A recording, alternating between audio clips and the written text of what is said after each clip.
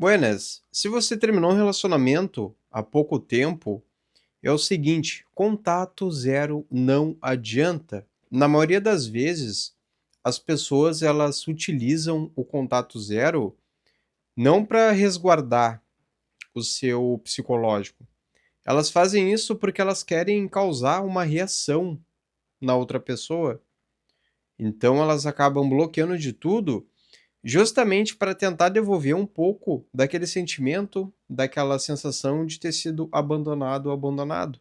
E isso é muito ruim, porque ele acaba pervertendo o sentido do contato zero, que seria você não ficar alimentando os seus sentidos, a sua visão e a sua audição, sobretudo, com a presença da pessoa que nesse momento escolheu não ficar com você. Então, se o contato zero não adianta, na maioria dos casos, o que você pode fazer nesse momento para retomar o controle sobre a tua vida? Você precisa encontrar ferramentas e maneiras de ter uma maior autonomia. E você não vai conseguir isso se você ficar direcionando o teu olhar para o que a outra pessoa está fazendo.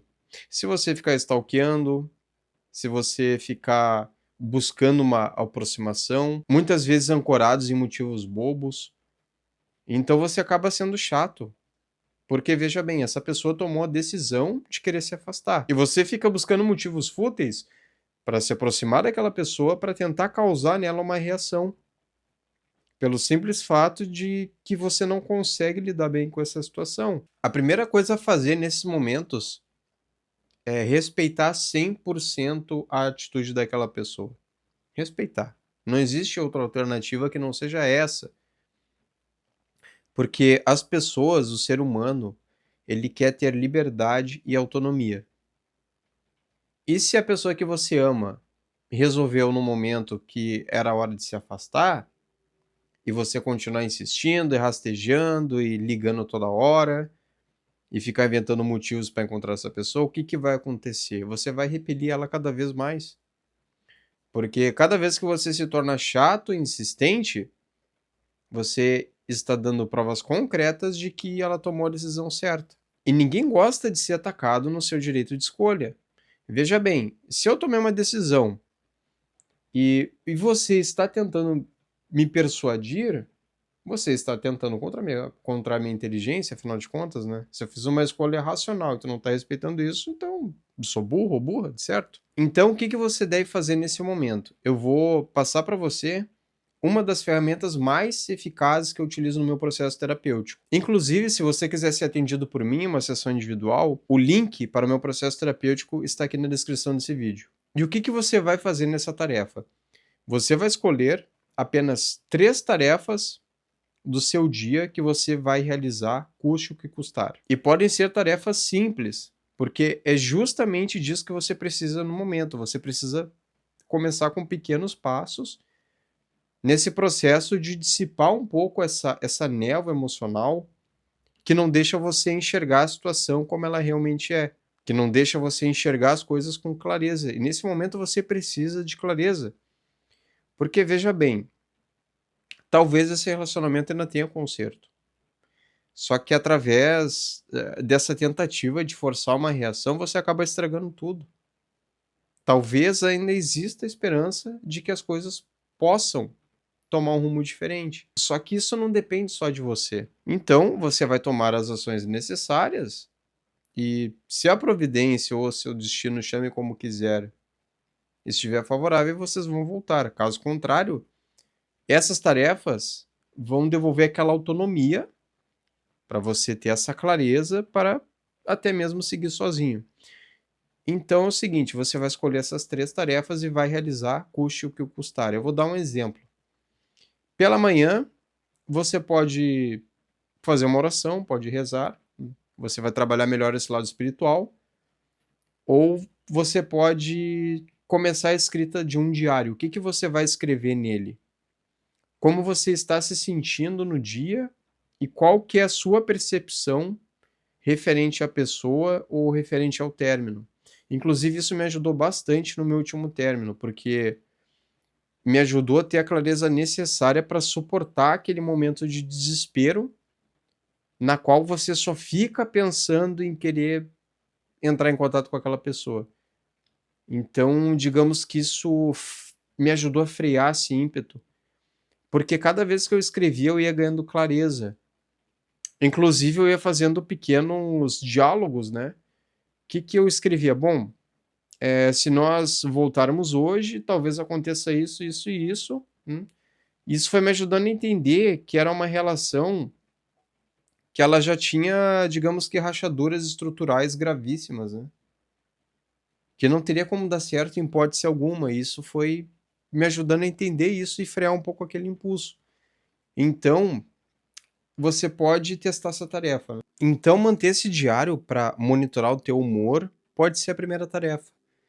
Na segunda tarefa, que nós vamos realizar na parte da tarde, pode ser algo físico. Durante a manhã você cuida do espírito, à tarde você cuida do físico. Porque quando acontece um término, você se coloca numa situação na qual parece que o tempo não passa. Porque você fica em função da outra pessoa. Então você precisa aliviar essa tensão física de alguma forma. Você precisa gastar essa energia de alguma forma. Inclusive, isso vai ajudar a modular teu sono. Então você tem que fazer algo físico. Pode ser uma academia, pode ser uma corrida. E eu acho que nesse momento a corrida, ela tende a ser levemente superior à musculação. Porque a musculação, veja bem, você vai ficar na academia, confinado no ambiente, e pode ter a perturbação sonora da música, e pode ser um espaço pequeno e tal. Já a corrida não, a corrida tu tá em contato com o mundo, aquilo expande. Você consegue ver as pessoas, você tem o contato com a luz solar. Então, creio que pode ser um pouco mais benéfico nesse momento. Mas é o seguinte, o importante é você mexer o corpo, gastar essas calorias, fazer alguma tarefa física. Você precisa disso nesse momento. E na parte da noite você pode se voltar para algo espiritual ou algo ligado ao lazer.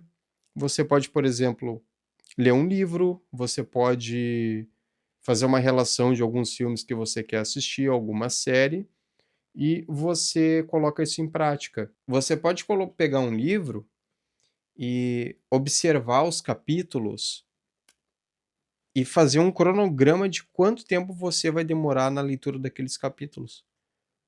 Você pode estipular o seguinte: bom, eu vou ler um capítulo por dia, que inclusive é o que eu estou fazendo lendo Homero nesse momento. Eu estou lendo a Ilíada e eu me prontifiquei a ler um capítulo por dia. É isso que eu estou fazendo. E bom, você pode achar o seguinte: essas tarefas são muito simples. No momento estou sofrendo muito, não vai adiantar. Mas é isso, o movimento é esse. O teu cotidiano ele é feito dessas pequenas tarefas, de pequenos atos, pequenas coisas. Então, o somatório disso, ao longo do dia, é enorme.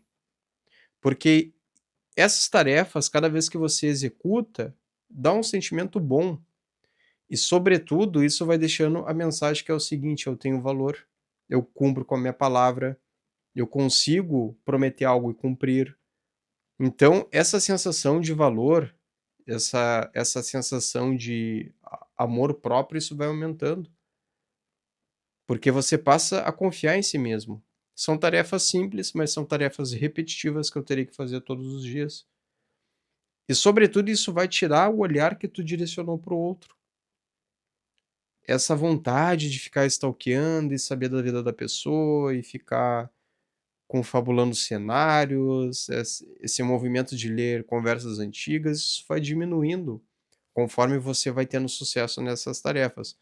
E é claro, essa é apenas uma das ferramentas que eu utilizo no meu método terapêutico. E é o seguinte, um término talvez seja a melhor oportunidade que você vai ter na vida adulta de mudar traços da tua personalidade ou talvez do teu comportamento que você não goste. Mudar traços que te prejudiquem. Se você é uma pessoa muito ansiosa ou explosiva, que quer resolver as coisas logo e acaba dizendo o que não gostaria de dizer, acaba ferindo as outras pessoas, talvez seja o momento de você trabalhar isso. Porque essa situação, o que que ela exige no momento? Paciência, calma, firmeza, virtudes. Então, talvez esse término esteja querendo te mostrar isso. E essa é outra ferramenta que eu passo nos meus atendimentos, que é o seguinte: eu faço essa pergunta: o que que esse término está querendo te ensinar? E muitas vezes você sabe de modo inconsciente, mas ainda não teve a coragem ou a força de admitir isso em voz alta. Porque o término é o seguinte, você vai conseguir passar por essa fase se você olhar para si mesmo e ver potencialidades e o que que você pode melhorar com isso. O que que você pode trabalhar nisso. Porque você tem 2 caminhos, ou você é um coitado, é uma vítima, e já te adianto, nada de bom acontece com quem se coloca no papel de vítima, ou você pode usar essa situação como uma aprovação, como crescimento.